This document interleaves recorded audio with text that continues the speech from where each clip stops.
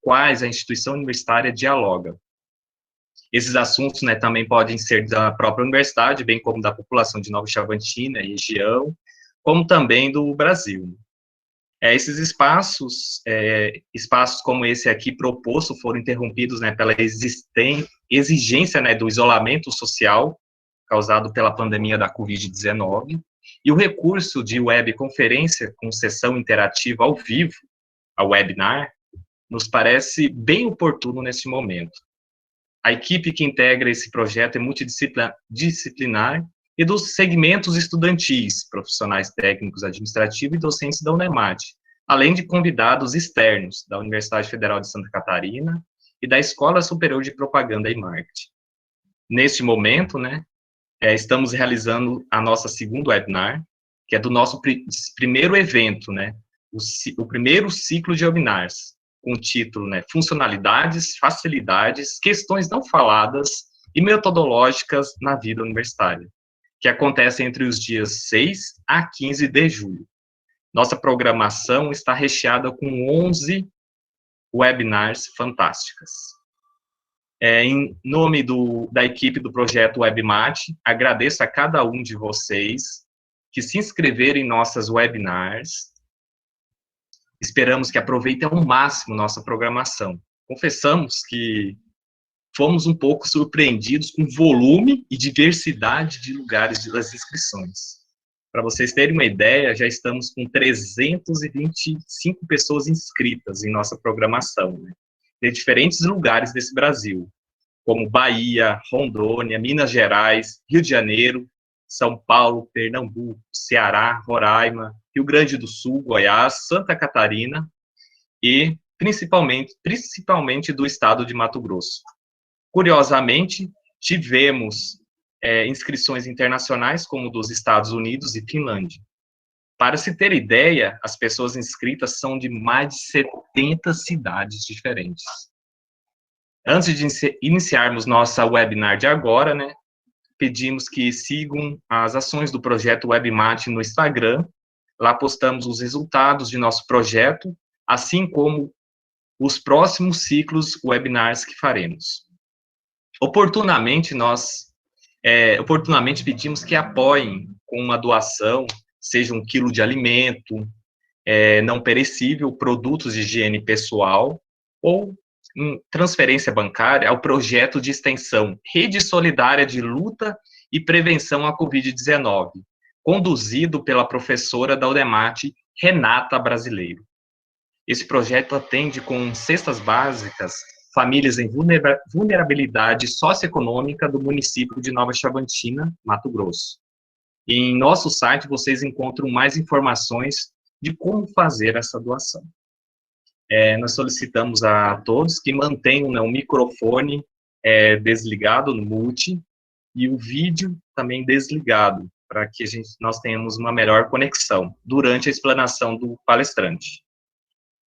Nesse primeiro momento, vamos escutar, né, o palestrante, né, o que ele preparou para nós, e no segundo momento, abrimos um espaço para conversarmos com vocês, seja pelo chat, vocês podem encaminhar uma mensagem, a pergunta, dúvida ou comentário, ou também falar também, a intenção é a interação.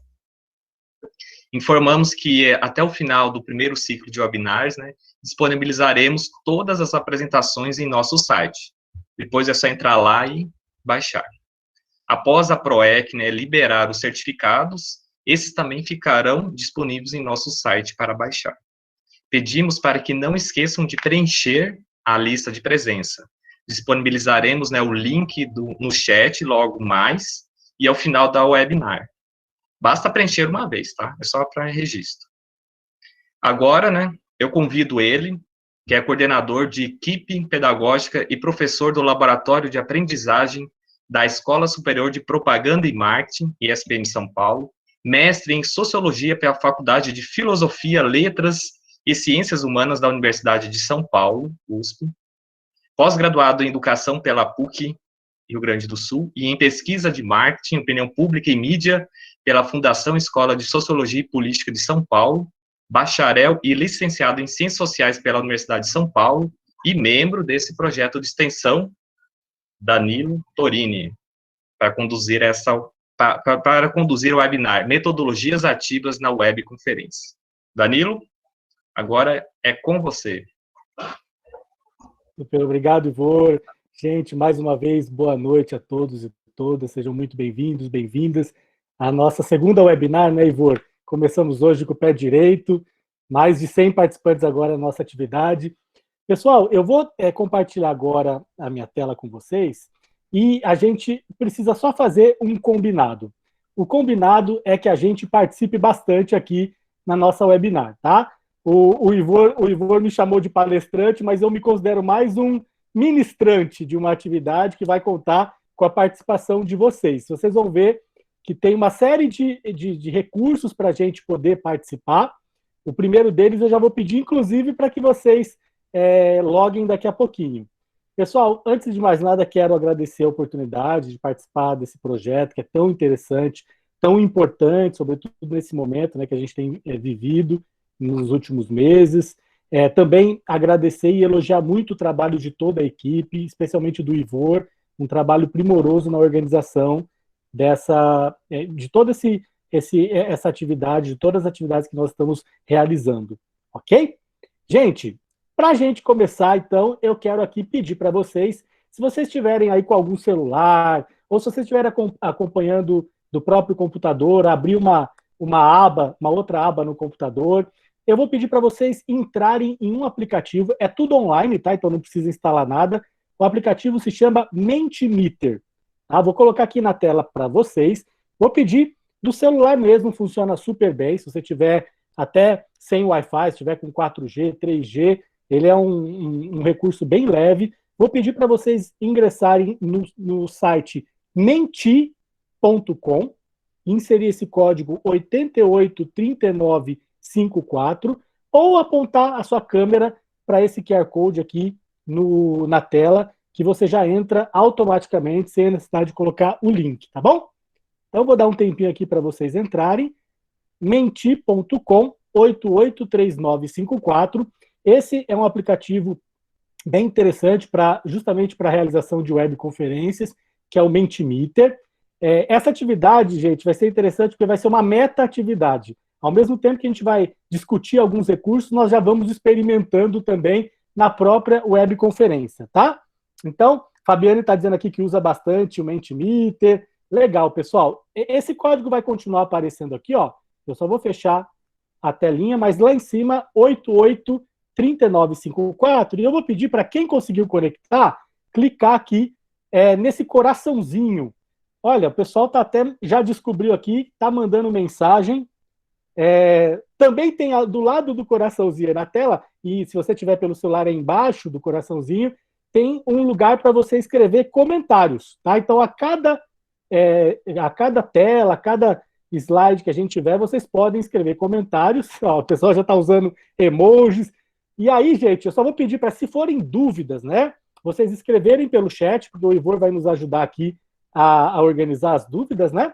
E se forem comentários gerais, vocês podem escrever por aqui também. Legal, ó, o pessoal está aqui escrevendo, acho que a grande maioria conseguiu acessar. Se vocês ainda não conseguirem, nas próximas telas o código vai aparecer e fiquem tranquilos, tá bom? Maravilha, então.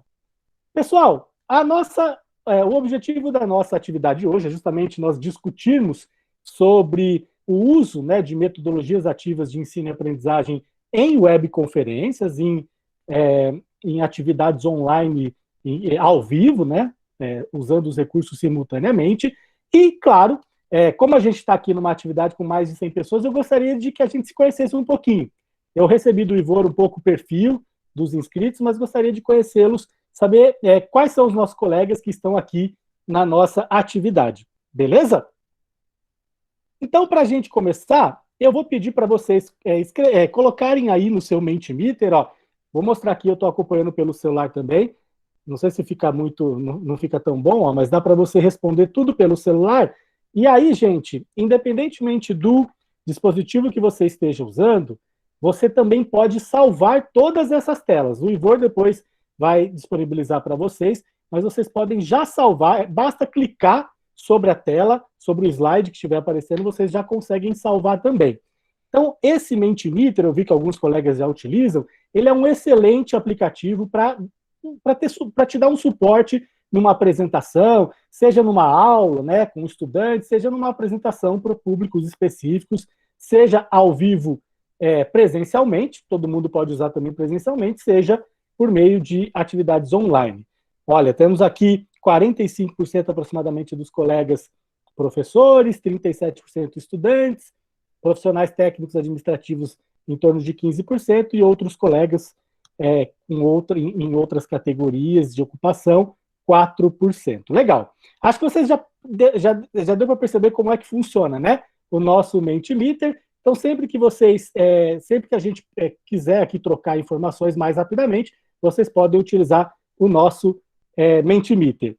Pessoal, continuando aqui a nossa troca, eu vi que muitos colegas escreveram aqui quais eram os municípios e UFs de onde vocês estavam falando, mas agora eu vou pedir para vocês escreverem aqui na caixinha do Mentimeter, para a gente olhar. Olha, já começou a chegar Alta Floresta, Tangará da Serra, Cáceres, Cuiabá. Pessoal, esse aqui é um recurso muito interessante do Mentimeter para a gente organizar as informações. Eventualmente, deixa eu até apertar o pause aqui. Eventualmente, a gente tem, claro, tem o chat, como a gente vai ver em vários aplicativos a gente tem um chat, mas a gente também tem outros recursos de alguns aplicativos que a gente vai mostrar para vocês que podem ajudar. Esse aqui, por exemplo, é um recurso de questão aberta do Mentimeter. Então, aqui eu perguntei qual era o município e a UF, mas eu poderia ter feito qualquer outra pergunta e pedido para vocês responderem aqui. Qual que é a vantagem do uso desse recurso? É que ele fica, neste caso, eu configurei para ele ficar em looping.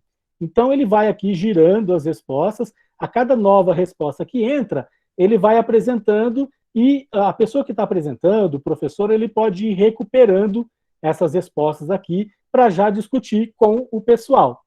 Então, embora a gente tenha o chat, às vezes o chat, se tem muita participação no chat, alguma pergunta ali pode se perder. Quem está aqui comandando, né, quem está organizando e conduzindo a atividade pode eventualmente não ver alguma resposta.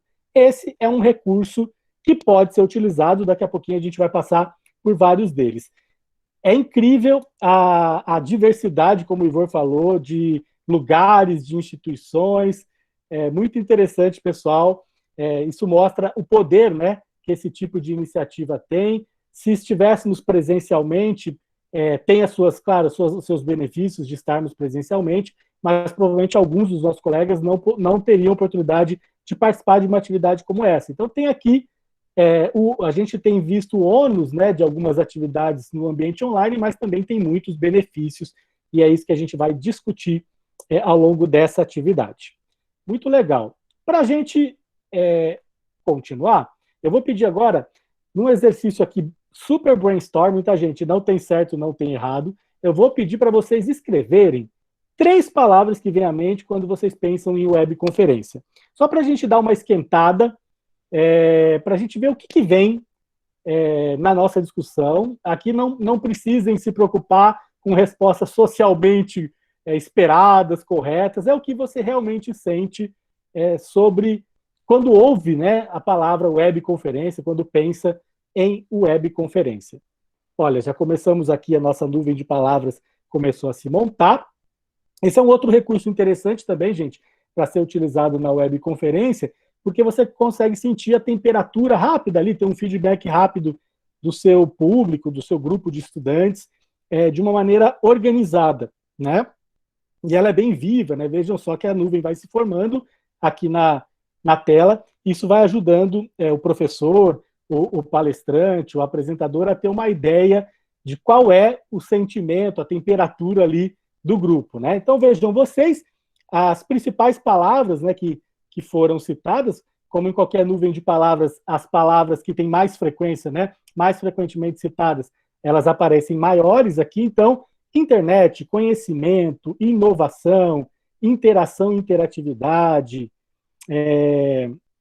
conhecimento aparece várias vezes, distância, conectividade. É interessante que tem alguns termos, eu estou vendo aqui que a maioria tem uma conotação mais positiva, mas também tem alguns termos aqui que remetem a uma criticidade. Isso também a gente vai discutir, os benefícios e os desafios de trabalhar com a webconferência. Mas curtiram esse recurso? É um recurso bem rápido, bem simples, para a gente interagir também com o grupo. Eu poderia ter perguntado a mesma coisa no chat, mas aqui tem um efeito diferente, né? A gente vai aqui, vai observando como é que está a incidência, a frequência das respostas. Muito legal. Tem gente que citou dinamismo, também foi uma palavra que apareceu bastante. Depois eu compartilho, tá, pessoal, esses resultados com vocês, para a gente olhar com mais cuidado algumas palavras que apareceram. Muito legal. Eu vou mudar aqui, a tela de vocês vai mudar também no celular. Já que nós estamos falando de webconferência, eu queria também ouvi-los um pouquinho sobre quão confiantes, confortáveis tecnicamente vocês se sentem para essas tarefas, tá? Mais uma vez, pessoal, não tem certo, não tem errado, é só para a gente poder trocar e esquentar a nossa discussão. Agendar e compartilhar links de webconferências no Google Meet, no Zoom, Teams, Skype, ou qualquer outra plataforma que você use, configurar a câmera e o microfone, compartilhar a tela e gerenciar os participantes e o bate-papo. A escala, né, ela vai de nada até muito, e aí ela é de 5 pontos, então vamos ver. Esse é outro recurso interessante, né? Vocês viram que eu já estou trocando com vocês, mas ao mesmo tempo aproveitando aqui alguns recursos para a gente experimentar aqui o pessoal votando, compartilhando as suas opiniões, as suas percepções por meio desses recursos. Então, de uma média 5, a gente tem aqui que a maioria até sabe, colocou, a maioria atribuiu nota 5 aqui para a configuração da câmera e microfone, média 3.8. Depois a gente tem agendar e compartilhar links, né, das webconferências. E aí cai um pouquinho a questão do compartilhamento de tela, mas ainda assim a gente tem uma distribuição bem interessante. Alguns colegas aqui dizendo, né, que não se sentem nada confiantes. Gente, bem-vindo ao clube, estamos todos no mesmo barco, fiquem absolutamente tranquilos, que é isso, é fuçando, a gente vai mexendo nesses recursos, tem recursos são muito novos. Para vocês terem uma ideia, o próprio Mentimeter, que eu uso há muito tempo, a cada mês eles vão mudando a interface, até eu me atrapalho às vezes, muda o botão de lugar, né, muda uma funcionalidade. Então, fiquem tranquilos, estamos no mesmo barco. E o gerenciamento de participantes e bate-papo é o que tem menor média, ainda assim é uma média boa, de 2.9. Legal, deu para sentir um pouquinho como é que se distribui aqui o nosso grupo com relação a essas tarefas, a essas rotinas, né? Pessoal, já que o nosso assunto é justamente metodologias ativas na webconferência, eu gostaria de começar perguntando para vocês se vocês acham que é possível trabalhar, de fato, com metodologias ativas na webconferência. E eu vou pedir para vocês, mais uma vez, inserirem a sua opinião aqui por meio do Mentimeter. O coraçãozinho é se você concorda plenamente, a interrogação é se você tem dúvida quanto a isso, e se você concorda ou discorda, positivo ou negativo.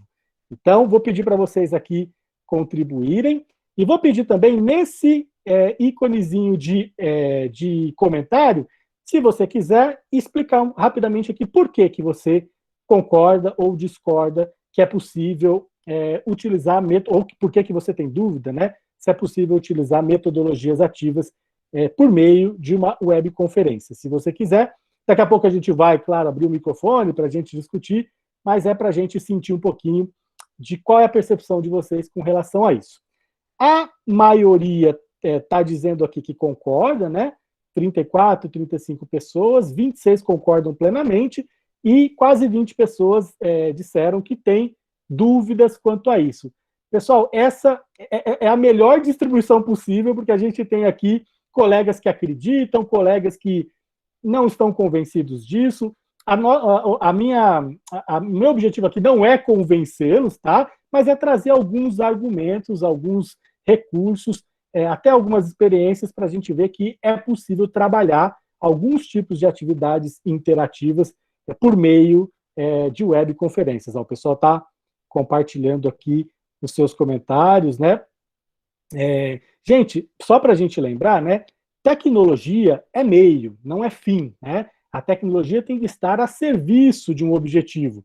seja do objetivo de aprendizagem, quando nós estamos em sala de aula, seja o objetivo de uma apresentação, discussão de resultados, apresentação de um trabalho, se a gente estiver em outros ambientes. Então, o pessoal aqui está colocando que diante da realidade pode ser um bom recurso, pode tornar mais dinâmico. Vamos discutir um pouquinho sobre isso, então, nos próximos minutos. Para começar, eu queria perguntar para vocês, afinal, o que são as metodologias ativas, né? A gente fala muito de metodologia ativa, mas a gente tem uma espécie de banalização do termo, né? Tudo hoje que a gente vai ouvir, vai ler, do ponto de vista pedagógico, o pessoal menciona as metodologias ativas, mas o que significa de fato? Já tem gente contribuindo aqui, aluno protagonista, né? É bem quente, é isso mesmo, aluno ativo no processo, no centro da aprendizagem. Muito legal, pessoal. É isso mesmo, né?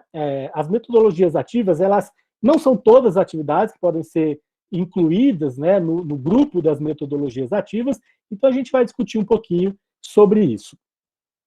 Eu queria que vocês observassem essas figuras que eu vou mostrar para vocês, essas imagens. Observem esses contextos, esses cenários, né? E eu vou passar essa primeira, vou passar esta segunda,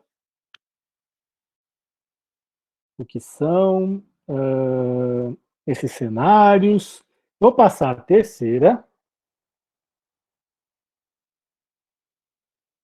ok? E a última imagem.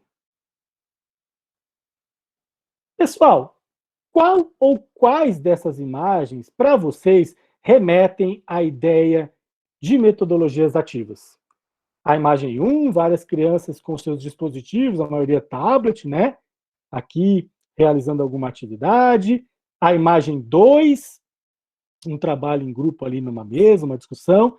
A imagem 3, estudantes e professor num laboratório de informática.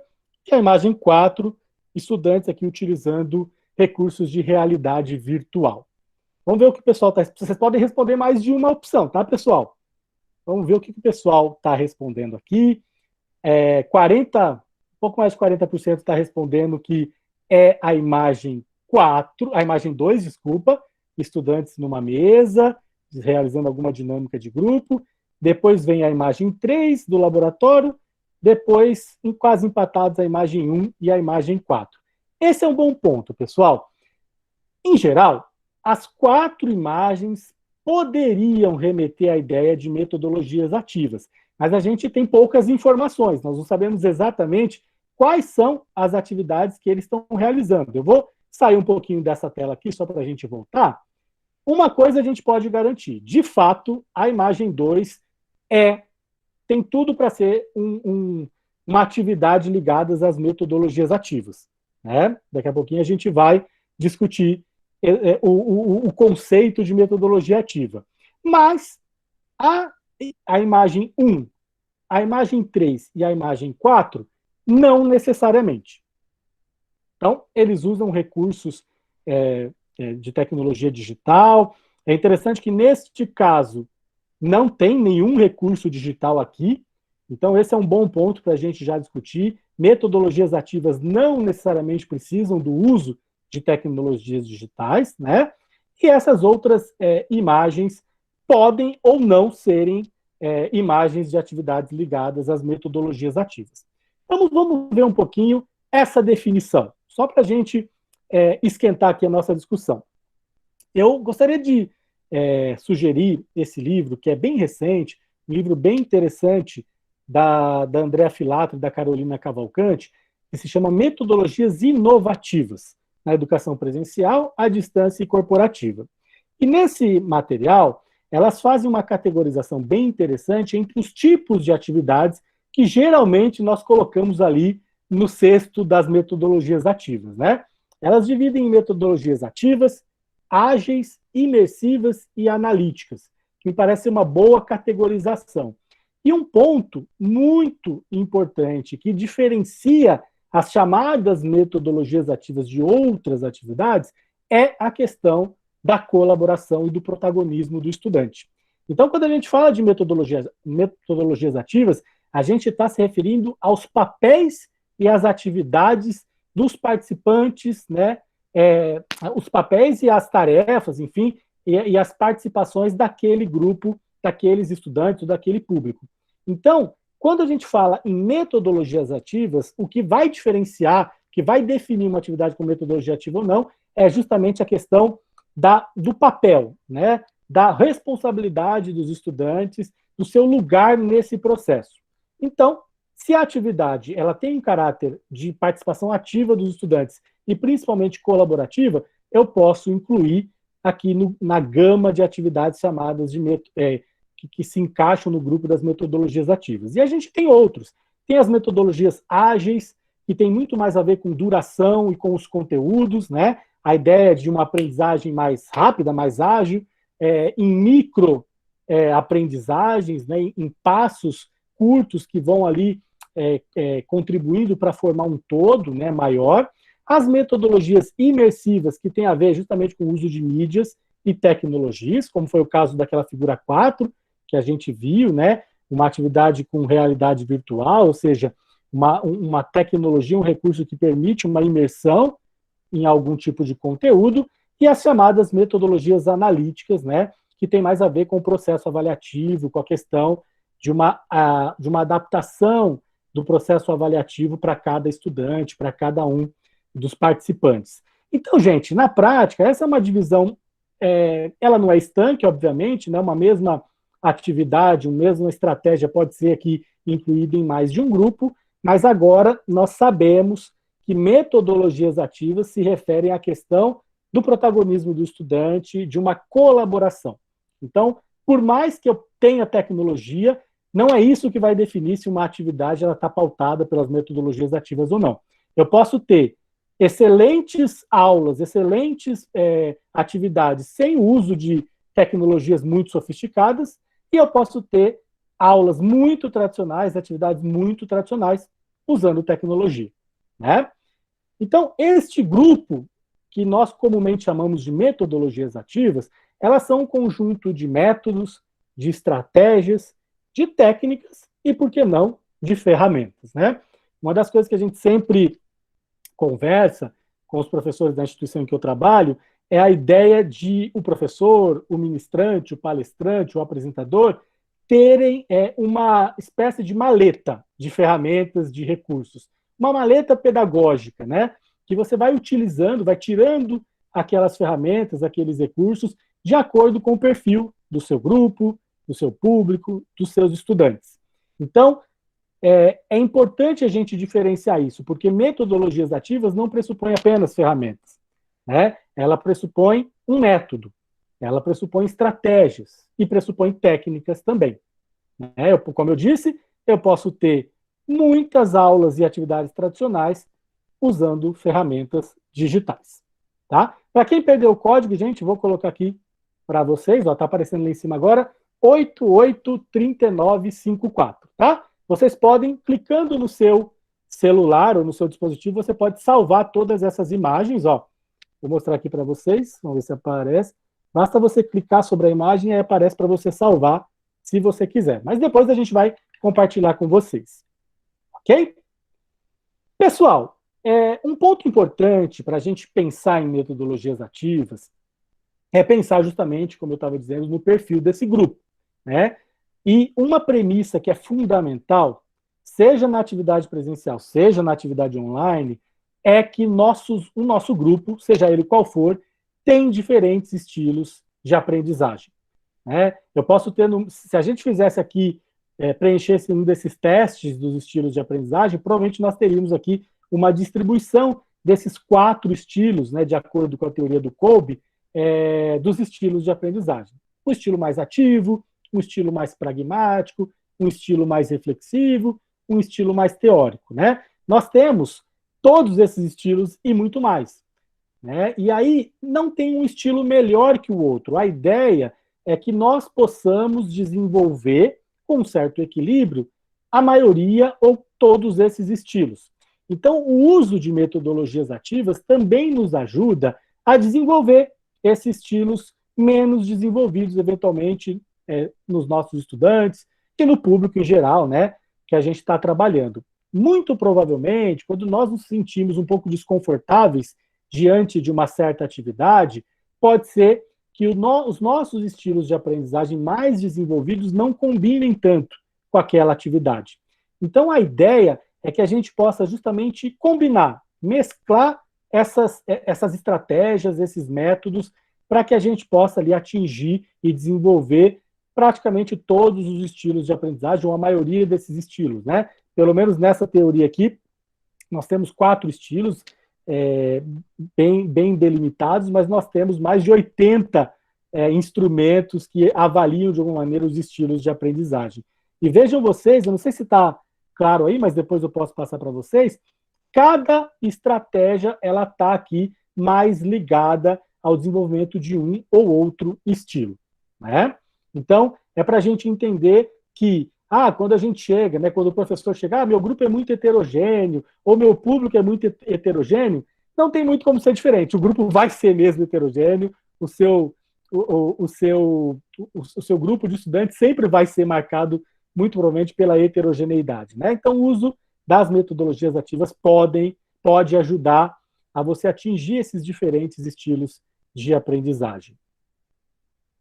Bom, e no mundo online? A gente falou sobre metodologias ativas, a gente falou que não necessariamente metodologias ativas estão ligadas ao uso de tecnologias sofisticadas, mas nós temos hoje uma realidade de que cá estamos todos, gostando ou não, num mundo online, né? Nós achávamos que essa quarentena ia durar pouco, ela já tem durado muitos meses, e nós temos ali uma situação de uma heterogeneidade muito grande, né, entre as instituições que conseguiram realizar algumas das suas atividades no formato online, outras estão enfrentando uma série de desafios, e um dos principais desafios é justamente o fato de que nós vivemos num país extremamente desigual, né, e não seria diferente no uso de tecnologias, né? Nós temos uma desigualdade muito grande no acesso a tecnologias digitais, muitas vezes básicas, né, no nosso país. Muitas regiões que sequer têm acesso à internet de qualidade, muitos domicílios, muitos estudantes que sequer têm dispositivos para acompanhar essas discussões. Então, esse é um ponto fundamental. Não dá aqui para a gente ficar dourando a pílula e falando de recursos pedagógicos e tecnológicos sem considerar o contexto de grande desigualdade que nós vivemos. Então, o que nós vamos discutir aqui, de certa maneira, está ligado a isso, e está ligado ao fato de que nós aqui, tudo que eu estou trazendo para vocês, está considerando isso. Nós estamos considerando esse contexto em que estudantes têm, sim, dificuldades de acesso, e muitas vezes colegas. Eu trabalho numa instituição que é tida como uma instituição, entre aspas, de elite, e lá nós tivemos muitos desafios com estudantes e com professores no uso e no acesso às tecnologias, né? Então, imaginem, dependendo da região, dependendo do perfil socioeconômico da região, daquela escola, daquela instituição, essas dificuldades, esses desafios são ainda maiores, né? Para a gente começar a falar um pouquinho desses desafios, nós tivemos, na instituição onde eu trabalho, um semestre quase todo, né, voltado para o online. E aqui, gente, eu acho que vale a pena a gente também fazer uma diferenciação entre o que é EAD, né, o que é educação à distância, e o que é ensino remoto, né? A EAD, né, quando a gente fala em EAD, nós estamos pressupondo um planejamento de cabo a rabo das atividades em um ambiente virtual, ou, eventualmente, no ambiente blended, né? O famoso blended learning, que parte vão ser no mundo virtual, parte serão online, e parte será presencial. O ensino remoto, ou a aprendizagem remota, é o mais próximo do que a maioria das instituições tem conseguido fazer, que é adaptar, até algumas delas rapidamente, outras com mais dificuldade, as atividades que eram presenciais para agora para o universo online.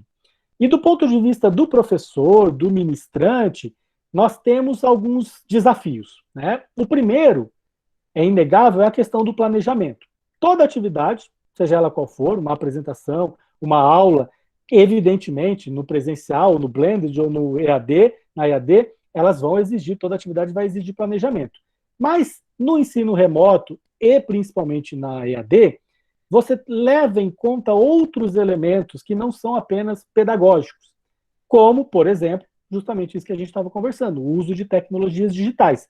Quando eu estou ali fazendo o meu planejamento, uma atividade online, eu tenho que levar tudo isso em consideração. Será que o meu público tem acesso a isso? Que tecnologias eu vou utilizar? Né? Como eu vou casar essas tecnologias com o meu objetivo de aprendizagem? Repetindo, as tecnologias elas são meio, elas não são fim, então eu tenho ali um objetivo. E aí eu vou tentar abrir essa minha maleta de ferramentas e tentar, de alguma maneira, combinar, né, essas ferramentas com os meus objetivos. Mas no online, a gente tem uma outra dimensão que é inegável, que é a quantidade de recursos. Eu brinco, às vezes, com os meus colegas, quando a gente está fazendo webconferências com os estudantes, a nossa tela parece uma nave espacial, né, de tanto botão. Você fica um pouco tenso de utilizar aqueles recursos, né?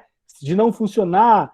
Aqui, mais do que nunca, você precisa ter plano A, plano B, plano C, né, se eventualmente alguma desses recursos não funcionarem. Outro ponto que é um desafio é justamente o desenvolvimento desses conteúdos agora adaptados a essas mídias. Né? Nem todos os conteúdos, nem todos os recursos que a gente utilizava no presencial são fáceis, vamos dizer assim, de utilizar no online. Né? Por outro lado, você ganha outros recursos também no online, como a gente tem visto aqui, no Google Meet, no Zoom, no Mentimeter e tantos outros. Né? Então, tem aqui uma outra chave que é um desafio para todos nós, que é a familiaridade com esses recursos, né, que são oferecidos pelas ferramentas. Não é fácil mesmo a gente percorrer, né, por todos esses recursos com familiaridade que muitas vezes a atividade exige. E, sem dúvida nenhuma, um dos grandes desafios para o professor ou para o ministrante de uma atividade online é a questão da socialização e da aprendizagem colaborativa, né? Tem-se a impressão, tem-se uma percepção de que o meio online é um pouco frio. Será que é mesmo? Será que toda atividade online precisa ser fria? Será que é possível nós gerarmos vínculo, nós gerarmos algum tipo, pelo menos, de trabalho colaborativo, de socialização por meio de uma atividade virtual, atividade online? Eu posso dizer que eu acredito que sim, mas, de fato, nós temos um grande desafio, principalmente porque nós vivemos num país em que há uma percepção muito negativa sobre a EAD, sobre atividades online, em geral, quando você vai falar de educação. Né? É possível a gente trabalhar com metodologias que possam, de alguma maneira, diminuir essa sensação de ausência de vínculo, do estudante não sentir parte de um grupo, de o estudante achar que EAD ou qualquer atividade online é mais café com leite, é mais fácil, né? Então, aqui nós temos alguns dos desafios, principalmente do ponto de vista do público, dos estudantes, né? Que são justamente essa questão da ausência de vínculo, o estudante não sentir parte do processo, a questão do desinteresse, e aí pensando na realidade que nós vivemos hoje, questões emocionais, estamos todos, né, diante de uma quarentena que impõe desafios, que impõe saturação. Acho que está todo mundo um pouco cansado, né, de tudo que essa quarentena nos trouxe. Então, até atividades que eventualmente, inicialmente, pareciam muito interessantes, passam a fazer muito parte da rotina, passam a causar um certo tipo de saturação nos estudantes. E a gente não pode negar que a limitação da movimentação física é um grande desafio, né? Quando a gente está no presencial, a gente pode circular por aquela sala onde a gente está, a gente tem elementos, né, de comunicação não verbal que a gente pode utilizar e que no EAD são um pouco mais limitados, né? Por outro lado, se abrem muitas possibilidades, como, por exemplo, muitas dessas plataformas, como o Google Meet, o Zoom, o Microsoft Teams, o próprio Skype, tem alguns recursos que, para algumas instituições ou para algumas salas de aula, nem sempre nós conseguimos ter aquele equivalente numa atividade presencial. Então, Como tudo, nem é totalmente ruim, nem é totalmente negativo, mas nós sabemos também que tem outros recursos que podem ajudar o professor e os estudantes neste momento. Então, só para a gente passar um pouquinho por todos esses desafios que nós estamos vivenciando, eu ministro uma disciplina na ESPM, que é uma disciplina obrigatória para todos os estudantes ingressantes de todas as unidades. Ela é em formato blended, e são 1.200 estudantes cursando a mesma disciplina simultaneamente. Claro que nem todos entram online, lá os estudantes podem assistir depois as gravações, mas imagina o que é você fazer uma mudança em que você tinha algumas aulas que eram online, para estudantes que são do presencial, e atividades presenciais. Não preciso nem dizer que nesse semestre nós não tivemos atividades presenciais. Então, como eu coloquei no slide anterior, é preciso não apenas adaptar, mas trazer uma nova lógica para essas atividades. Porque simplesmente transpor as atividades presenciais para o EAD, isso pode não ser suficiente. Gente, do ponto de vista das metodologias ativas, e aqui a gente caminha um pouco para o final da minha fala, mas nós vamos aqui mexer em algumas ferramentas, do ponto de vista da interação e do trabalho colaborativo, a gente tem algumas características que são fundamentais. Por exemplo, quando a gente está no presencial, é muito mais... Acho que alguém abriu o microfone aí, pessoal.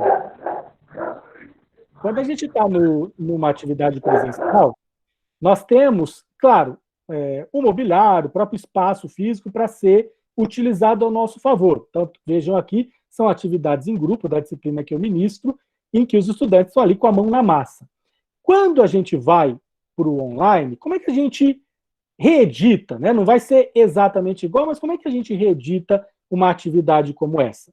Eu queria mostrar para vocês uma experiência que nós tivemos na instituição em que eu trabalho, só para vocês verem que é possível realizar algum tipo de trabalho colaborativo, de troca, mesmo quando você tem um grupo muito grande de participantes. Claro que aqui a tecnologia ela é fundamental, mas imagina você ter que realizar uma atividade com 800 estudantes simultaneamente, numa atividade online. Eu gostaria só de mostrar esse trechinho para a gente ver a questão do trabalho colaborativo acontecendo. É super rápido, é menos de 1 minutinho. Isso aqui acabou de acontecer na instituição de trabalho.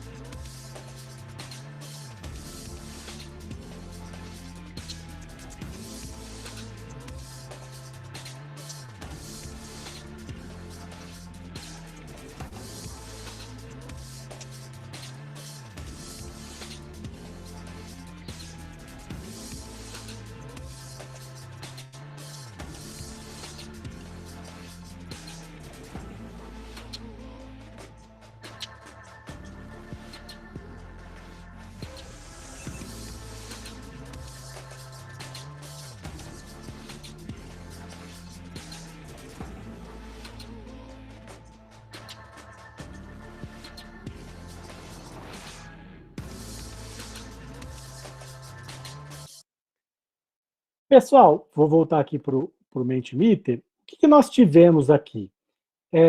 Um desafio em que você tinha 800 estudantes e era preciso realizar alguma atividade que fosse minimamente colaborativa, porque de nada adianta você trazer 800 estudantes de unidades diferentes para eles ouvirem uma palestra que eles poderiam eventualmente ouvir ali com uma gravação e tudo mais. O que diferenciou nessa atividade, é só um exemplo de como é possível trabalhar com esses recursos mesmo online, o que diferenciou essa atividade? Primeiro, era que existia um desafio, e esses estudantes tinham que se preparar de antemão, tiveram ali uma preparação na semana anterior, para construir algum conhecimento, alguma pesquisa sobre aquele tema. E vocês repararam que eles voltaram para a atividade e foram divididos aleatoriamente em grupo pela ferramenta. Imagina você dividir 800 pessoas em grupos de aproximadamente 5 pessoas, e ali eles tinham uma orientação muito clara do que precisava ser feito. Cada um na sua realidade, eles discutiram em grupo e produziram, né, um artefato, produziram um trabalho a partir daquilo. Então, de fato, o trabalho em grupo, ele pode ser favorecido também numa atividade online. Mesmo no Google Meet, que é o mais simples e mais acessível, né, mais democrática a ferramenta que a gente tem. Alguém abriu de novo o microfone, pessoal. Mesmo no Google Meet, é possível fazer a divisão de grupos com uma certa gambiarra. Basta que você gere links diferentes para esses participantes, para esses grupos. Eu já testei isso, você cria links separados, distribui para os grupos, e os grupos depois voltam naquele link anterior. Era como se eu estivesse agora passando vários links para vocês, e aí vocês entrariam nessas salas simultâneas e depois nós voltaríamos. Então, esse retorno, o início e o retorno são muito importantes, porque são onde a gente vai amarrar esses processos, né? Então, existem ferramentas, como é o caso do Zoom, que já fazem, né, uma divisão dessas salas simultâneas, mas outras que não fazem, você também pode adaptar, criando links separados para esses grupos, né? E depois combinando para todos em determinado horário retornarem ali para a sala geral. Costuma funcionar muito bem, né?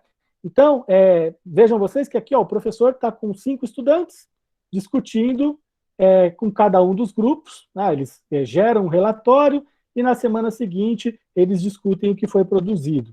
Então, isso não seria possível num curso presencial, porque são estudantes de diferentes unidades, diferentes regiões, em que numa webconferência acaba sendo possível, né? Isso não havia sido planejado, porque essas aulas eram para ser presenciais nas suas unidades, mas agora, mesmo depois que voltarem as aulas presenciais, a gente vai instituir isso como uma atividade semestral, dado o valor que os estudantes deram, né, de conhecer colegas de outras unidades, de trocar com estudantes de outros cursos, em que na atividade online isso foi possível, né?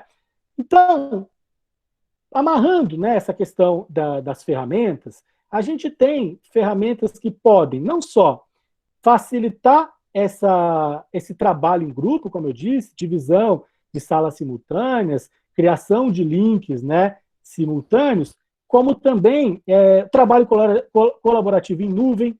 Muitos deles abriram um Google Docs lá e foram trabalhando, editando um mesmo arquivo, né? Repetindo, muitas dessas ferramentas, como é o caso do Google Drive, são gratuitas, né, com um limite de armazenamento. Nós temos outras ferramentas, como esse caso de quadro branco. Eu vou até passar para vocês aqui o link, pessoal. Vou mostrar para vocês. É uma ferramenta muito interessante de compartilhamento, que é o Explain Everything, que é uma lousa virtual em que professores e estudantes podem colaborar. Ele é gratuito. E aí, eu posso aqui, por exemplo, escolher um template para trabalhar. Vou criar qualquer um aqui, vou pegar qualquer um só para a gente analisar. E aí, os estudantes podem simultaneamente colaborar, escrever, vou fazer qualquer coisa aqui, podem digitar um texto, né, simultaneamente, como é o caso do Google Docs, né, lá, do Google, do OneDrive. E o mais legal aqui é que eles podem fazer uma gravação do que é feito. Então, vejam vocês, ó, que tudo que eu fizer agora, ele vai gravar. E aí depois eu posso compartilhar essa produção com o grupo ou com o professor. Então, os estudantes podem produzir ali na discussão em aula, lá, tá vendo? E depois ele só manda o link para o professor. É uma maneira do professor acompanhar se o grupo fez ou não o trabalho e como foi, né? Porque, diferentemente do presencial, a gente não consegue ter uma visão ali panorâmica de todos os grupos.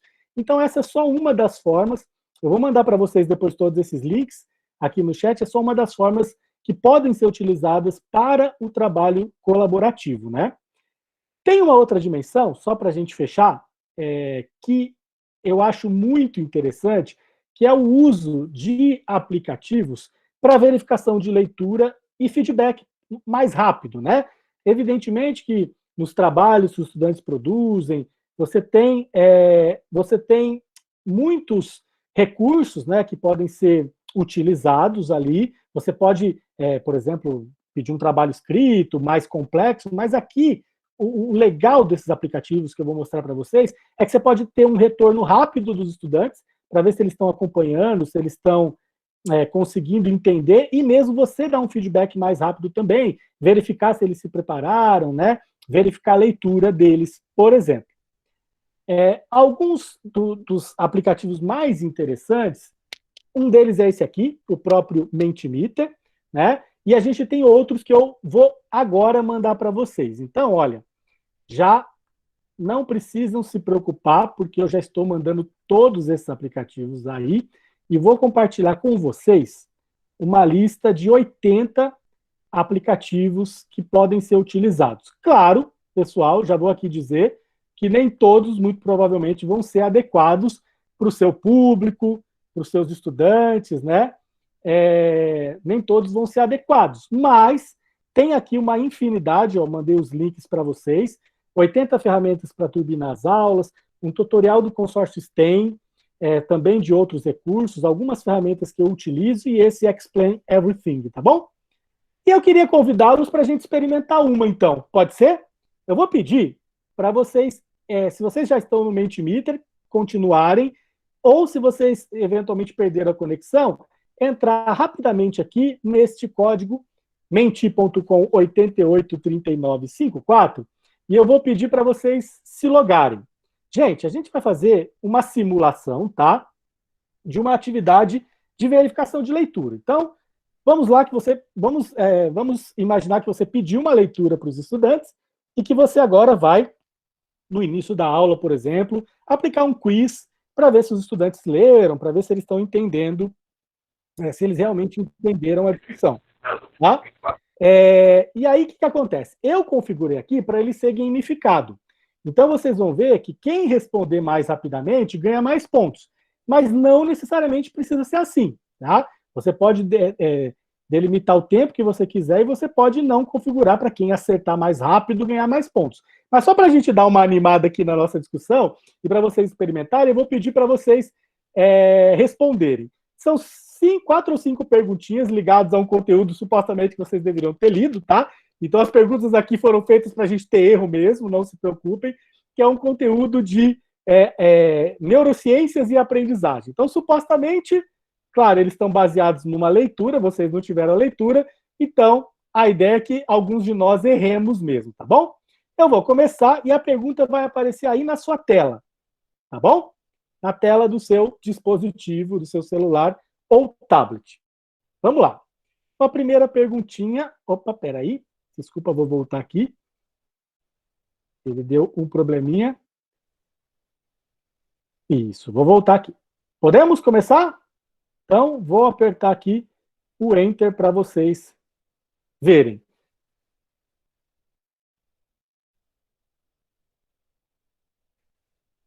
Pessoas que usam mais o lado esquerdo do cérebro são mais pendentes ao uso da razão, enquanto as que usam mais o lado direito são mais emocionais? Evidentemente, isso está ligado a uma leitura, né? Então seria baseado naquela leitura que nós indicamos.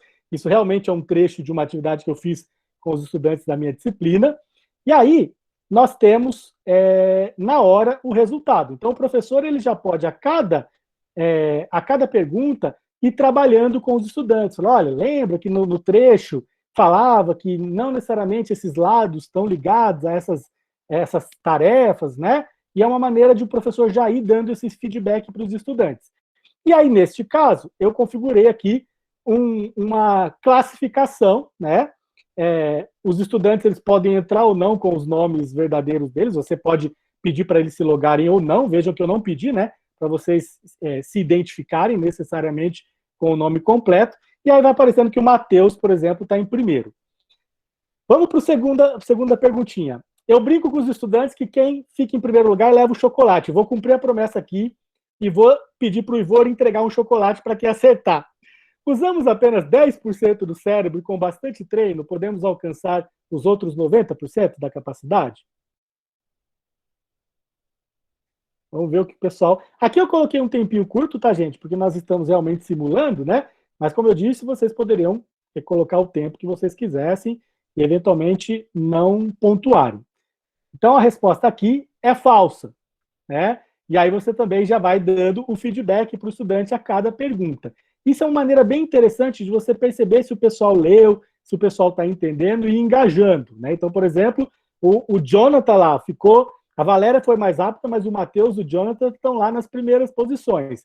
E é uma maneira dos estudantes, eventualmente numa quebra de momento da aula, num momento de transição, você fazer uma atividade que chame mais, né, os estudantes ali para participação. Não há comprovação científica da relação entre açúcar e falta de concentração ou atenção. Esses daqui vocês vão brigar comigo, porque é bem polêmico, mas lembrando que era baseado na leitura, né? A leitura, deixa eu não dar spoiler aqui, a leitura dizia que isso é verdadeiro. Não há comprovação científica da relação direta entre açúcar e concentração. Claro que o açúcar ele pode ali gerar mais energia, mas não tem uma relação direta, segundo o texto, para a questão da concentração. E só para a gente finalizar, e aí o professor ele pode ir utilizando esses recursos, né, para ir, como eu disse, provocando, chamando, né, transformar em algo aqui mais divertido com os estudantes. O Jefferson foi mais rápido dessa vez. Vamos só para, acho que é a última questão, deixa eu ver. Não, a penúltima questão, desculpa. Exercício físico melhora a comunicação entre os hemisférios do cérebro? Vamos ver o que o pessoal vai responder. A gente sabe que exercício físico melhora em termos gerais o organismo, mas será que melhora a comunicação entre os hemisférios do cérebro? Aí o professor pode ir fazendo essas provocações, né? Na teoria que nós lemos, né, no curso, isso era falso, era uma das polêmicas, tá? Mas eu fiz de propósito aqui, que era para a gente ter mesmo essa distribuição dos erros e tudo mais. Não vamos nem entrar no mérito, né, gente? E para a gente terminar, só para vocês verem, eu vou passar aqui o leaderboard rapidinho, para vocês verem. Aqui, alguém mandou um kkk aqui. Qual dessas afirmações não é falsa? Né? Então, se não é falsa, se não tomarmos de 6 a 8 copos de água por dia, nosso cérebro encolhe, crianças aprendem com mais facilidade e mais rapidez, cada indivíduo tem apenas um estilo de aprendizagem. Enquanto vocês respondem, vocês viram que aqui a ideia é ser um jogo rápido, né? Mas, como eu disse, eu poderia fazer uma coisa mais low profile, mais reflexiva, né? Mais aprofundada. Eu posso colocar uma questão muito mais elaborada e colocar muito mais tempo aqui para os estudantes responderem, eventualmente até um desafio, dar ali 5, 10 minutos para eles inserirem a resposta, né? Então, aqui, a resposta correta, segundo o texto, era que as crianças aprendem com mais facilidade e mais rapidez. E aí, para a gente ver, então, quem dos nossos colegas aqui vai levar o primeiro chocolate, só para a gente ver, olha, vamos ver aqui quem ficou em primeiro lugar, vamos ver. Ah, o Jonathan levou no final, hein, Jonathan? Olha lá.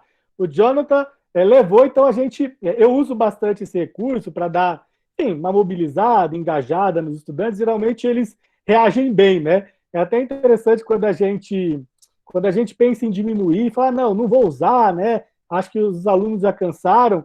Geralmente eles pedem de volta, falam, não, faz aquele quiz, é interessante. Então é uma maneira também de você estimular que eles leiam, que eles participem, né?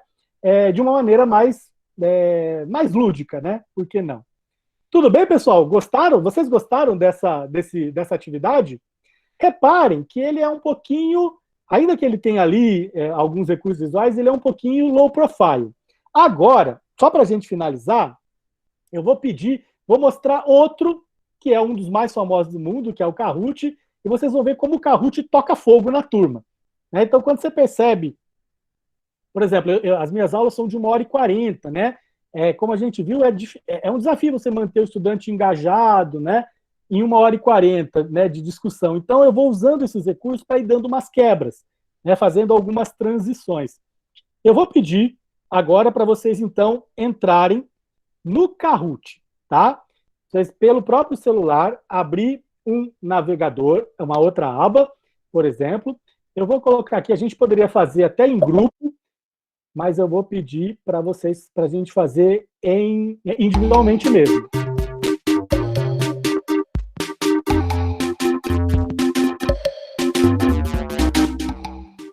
Tá muito alto, gente? Deixei vocês surdos?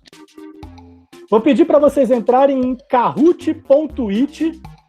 Vou tirar a musiquinha um pouquinho.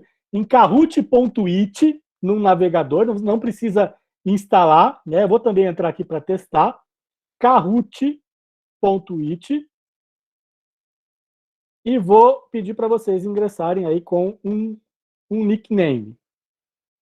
Kahoot.it. O Kahoot sem dúvida, o aplicativo mais utilizado mundialmente, tá? Então, geralmente, os estudantes curtem bastante, e diferente do Mentimeter, o Mentimeter é um pouquinho mais clean, mais low profile, né? O Kahoot, ele é mais... Você vê que ele tem um apelo de cor, de música, né? Então, eu já fiz atividades com muitos professores, e até os professores, quando estão ali no lugar de estudante, eles curtem, né? Até eles. Então, vou dar um tempinho aqui só para a gente fechar. Então, o primeiro chocolate foi do Jonathan. Jonathan, depois você me passa o seu endereço, que eu vou mandar aí para sua casa. E vou pedir para vocês entrarem agora no Kahoot. Gente, mais uma vez vai ser um jogo rápido, então aqui a ideia é fazer quizzes mais rápidos, né?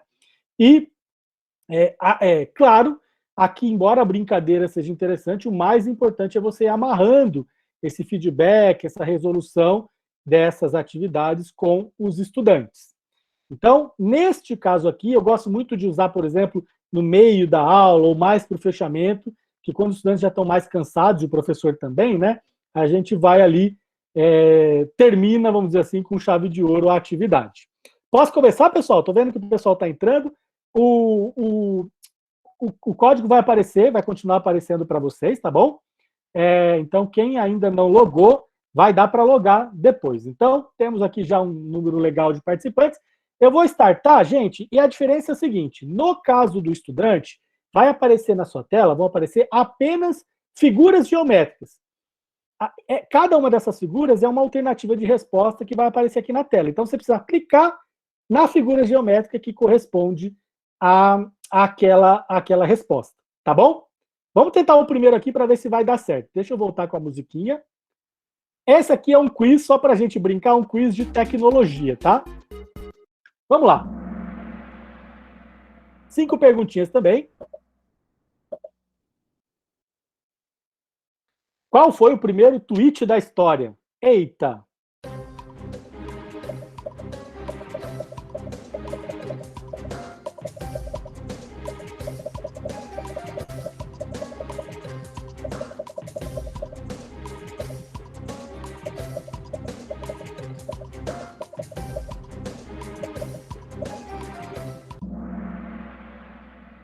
Aê, olha só! Esse aqui é sacanagem, né? Lógico que é difícil saber, mas é só para a gente brincar aqui mesmo. Eu sempre oriento, né, que o ideal é os quizzes não terem pegadinhas e tudo mais, é para serem verificação de leitura, mas aqui a gente está realmente brincando sobre o conteúdo que muitos de nós não conhecemos. Então, veja, ó, a Luana ficou em primeiro lugar, seguido do Danilo, Núbia, Thay e Marciele. Esse aqui é interessante porque ele não mostra os que ficaram em último, mas aparece para você, para o estudante, qual é a posição dele. Próxima perguntinha, gente. Qual desses passwords foi o mais usado na internet no ano passado?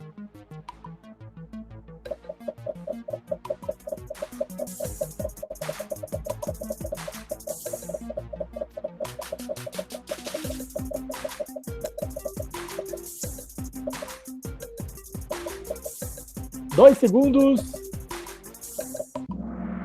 Olha, estes já 30 acertaram. Olha, gente, 1, 2, 3, 4, 5, 6 é a senha mais utilizada na internet, acreditem. Olha, vamos ver. A Núbia passou à frente, ó. Depois tem Cleaver, o Ivor tá competitivo aí também, ó. Vamos para a terceira. Qual o nome do maior ataque cibernético que atingiu os computadores no mundo todo em 2017?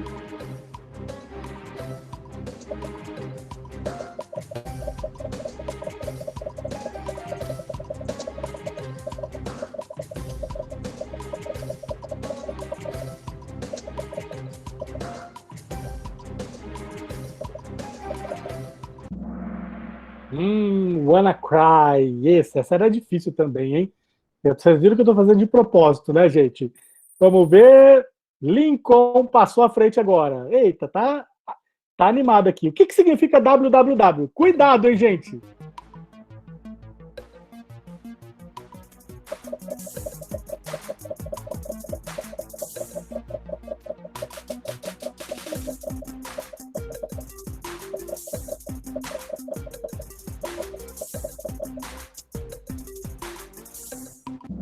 Eita, essa aqui tinha pegadinha mesmo, né, gente? Tudo palavra escrita de forma parecida.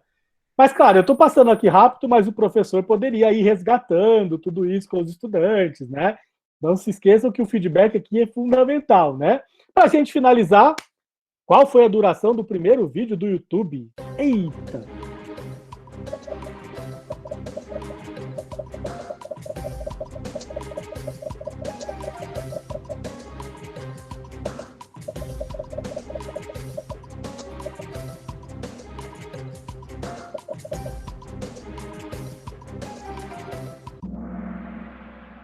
Ei, esse era difícil, mas imagine só, 18 segundos foi o primeiro vídeo publicado no YouTube, na história do YouTube. Vamos ver então quais foram os estudantes aqui do nosso grupo que levaram. O 2, a Daphne ficou em terceiro lugar. Aiko em segundo.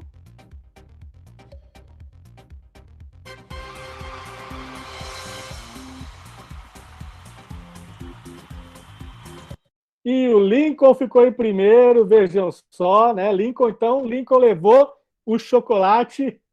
Pessoal, vocês curtiram? Vocês curtiram essa atividade? É claro que aqui eu peguei perguntas aleatórias, né? Para a gente brincar um pouquinho, mas o professor ali, ou a pessoa que está apresentando, fazendo uma dinâmica com o grupo, pode, como eu disse, pode até ser configurado em grupo. Eu vou só para a gente finalizar, e é o último minutinho mesmo, mostrar um vídeo para vocês de outras dessas ferramentas que eu costumo utilizar. Depois a gente pode eventualmente, viu, Ivor, fazer uma webinar só dessas ferramentas, que seriam bem interessantes, seria bem interessante também. Vou mostrar para vocês só para a gente ver algumas opções. Ó. A gente tem o Socrative, em que você tem... Aqui, por exemplo, eu dividi o pessoal em grupo, e aí, conforme o pessoal vai acertando as respostas, o cavalinho vai avançando, né? O unicórnio aqui. E o que é legal? Quando você coloca em grupo, para eles responderem em grupo, cada resposta correta do grupo faz o cavalinho dar um passo. Então, de alguma maneira, você compromete o estudante individualmente, ainda que seja num trabalho em grupo, né? Não tem aquela coisa do grupo ficar carregando os estudantes. Então, o Socrative pode ser bem interessante. Vejam vocês depois, ó, que tem ali, você consegue dar um feedback para os estudantes também, recuperar. Esse aqui é outro, que ele é gratuito, que é o Quizzes. O Quizzes é totalmente gratuito mesmo, e você também consegue, com ele, fazer trabalhos em grupo, então eles vão respondendo, ó, tá vendo aqui os grupos, e aí você tem um nível de acerto, de acurácia daquele grupo, né? Depois também sai o grupo vencedor e tudo mais, né, com os pontos. E aí, claro, ó, você vai lá fazer um review das questões, você também pode depois, ó, discutir com os estudantes cada uma, né, já sentir ali do grupo quais são os pontos que você precisaria trabalhar mais, né, com os estudantes. Então, esse é o Quizzes. O Kahoot, que a gente acabou de ver, aí eu utilizando o Kahoot com os estudantes, né, em uma das atividades. Ele é muito intuitivo, né?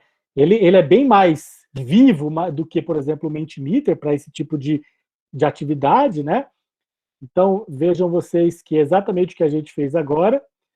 E nós temos esse aqui, que é o Quizalize. O Quizalize, ele também tem atividades que são em grupo, ou atividades também individuais. Vejam vocês que aqui a gente dividiu o grupo em duas equipes, ó, e conforme eles vão respondendo, o grupo vai ganhando mais ou menos pontos. Então, uma das maneiras mais interessantes, aí também faz a divisão, faz a revisão das questões, né?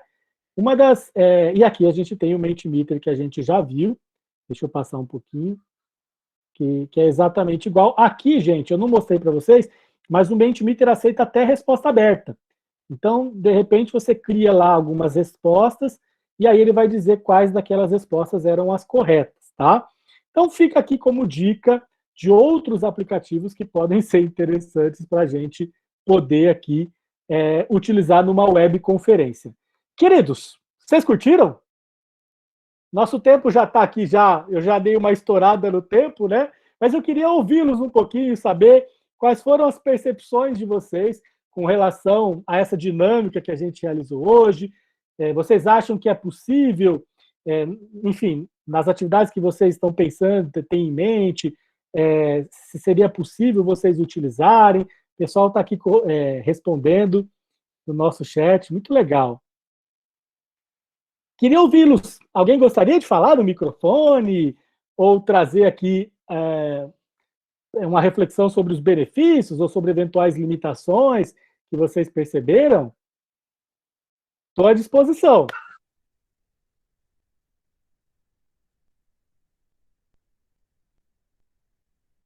O pessoal está dizendo, alguns estão dizendo que estão sem microfone. Gente, muito boa pergunta da Mara. Como praticar, né, esses instrumentos? Num dos links que eu enviei para vocês, vou mandar aqui de novo, porque o nosso chat já avançou bastante. Aqui nós temos vários tutoriais, tá bom?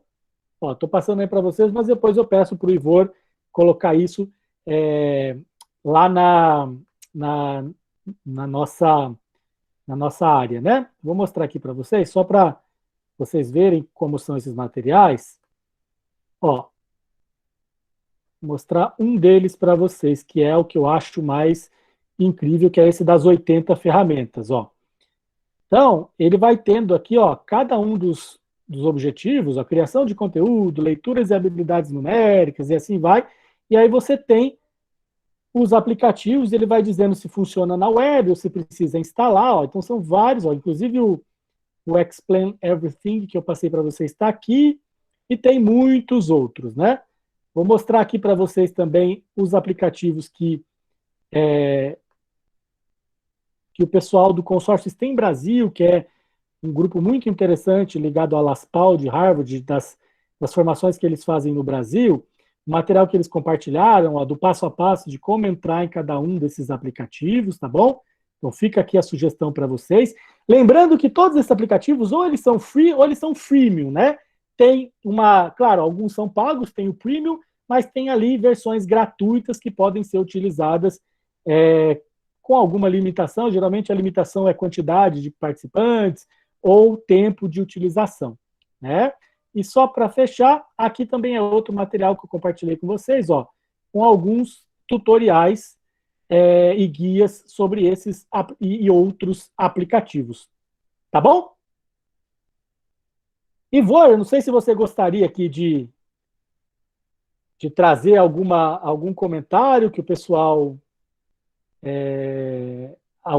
que o pessoal trouxe. Estou vendo aqui a sugestão, muito interessante da gente fazer com mais tempo, né? Porque cada um desses aplicativos merece ali um treinamento, né? Mas a gente pode editar, fazer uma edição aqui de uma atividade que a gente explore de fato esses aplicativos, né? Aprenda ali a manuseá-los, embora eles sejam muito intuitivos, gente. Vocês vão super gostar quando vocês começarem a mexer. E aí, Ivor? Hey, beleza, Danilo? Parabéns aí. Agradecemos aí o seu tempo. O Danilo, pessoal, ele está nas férias dele nesse momento. Teve que interromper aí um tempinho. Obrigado, Danilo, pela atenção aí ao projeto. Danilo, desde o início, quando nós sugerimos essa ideia desse projeto, ele deu total apoio aí, incentivo, vislumbrou possibilidades, né? Danilo, eu acho que, em termos dos comentários, o pessoal está colocando muito aqui a questão, se vai disponibilizar o material, se nós estamos gravando, né, essa webinar, né? No início, no primeiro momento do nosso projeto de extensão, a ideia é essa interação mesmo, né, online, não é a intenção fazer vídeos e colocar no YouTube e o pessoal assistir novamente, não era essa a ideia do projeto, nós tivemos até uma discussão no grupo desse projeto sobre isso. Mas nós estamos gravando todas, tá? Quem sabe aí a gente repense essa ideia aí, nós vamos conversar depois que a gente terminar esse ciclo, talvez a gente crie aí um espaço e disponibilize todas essas webinars de uma forma completa, gravada, que foram gravadas. Quanto ao material, o pessoal está perguntando aqui, pedindo seu contato, Danilo. Estou colocando aqui, gente, ó, danilo.florini@spm.br.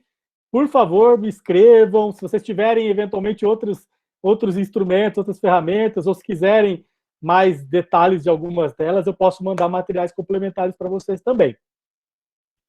E também todo esse material que o Danilo disponibilizou, nós vamos depois colocar em nosso site lá. Deixa eu passar aqui o link do nosso site.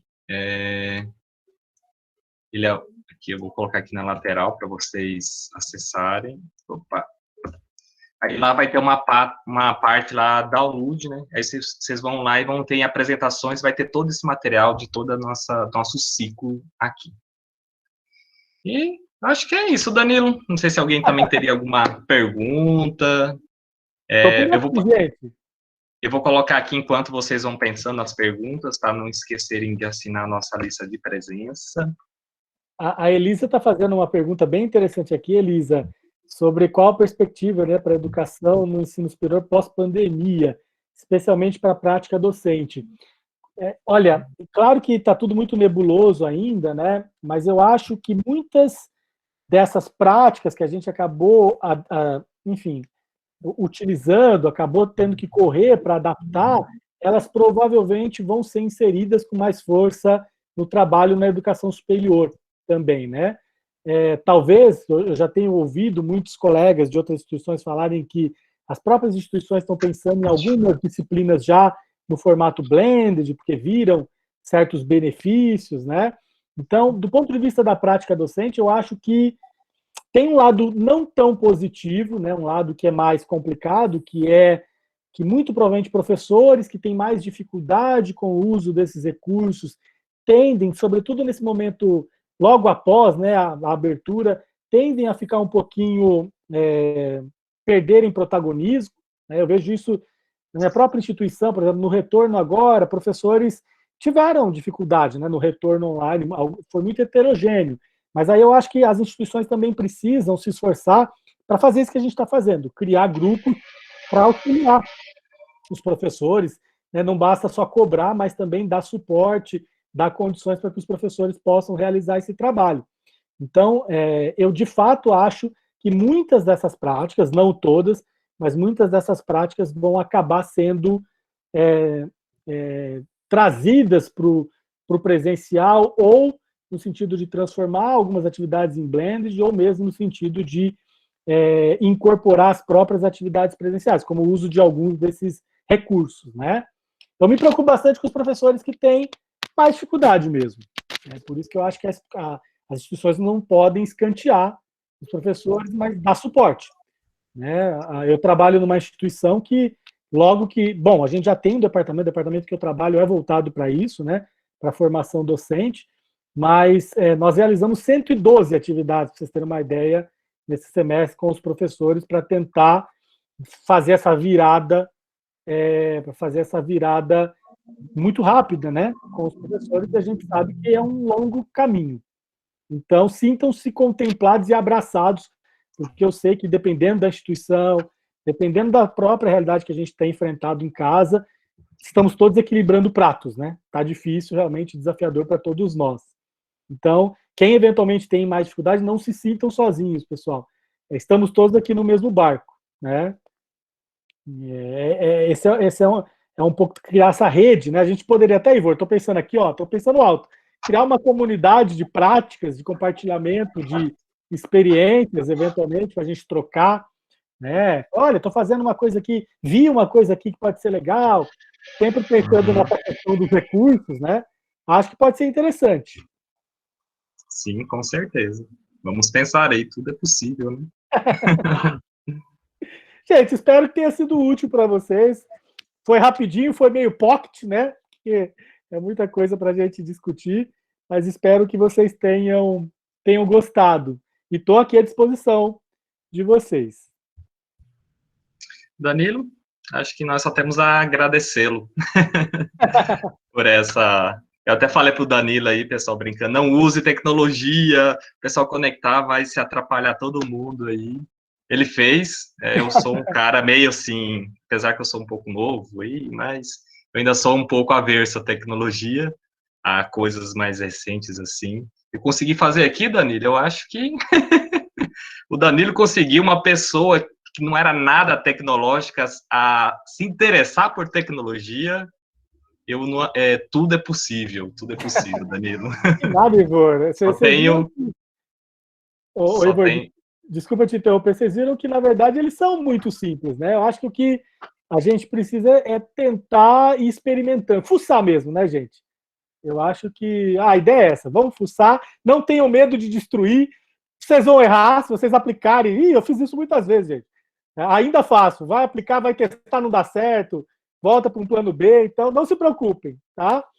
A gente está aqui para errar mesmo. Beleza. Isso aí, Danilo. Muito Um obrigado. abraço, pessoal.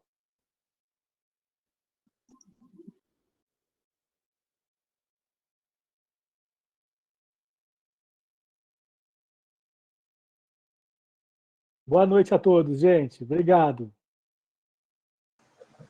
Boa noite, boa noite. Boa noite. Boa noite. Obrigada. Boa noite, gente. Boa noite. Boa noite, obrigada. Boa noite, professor. Muito obrigado. Obrigado, querido.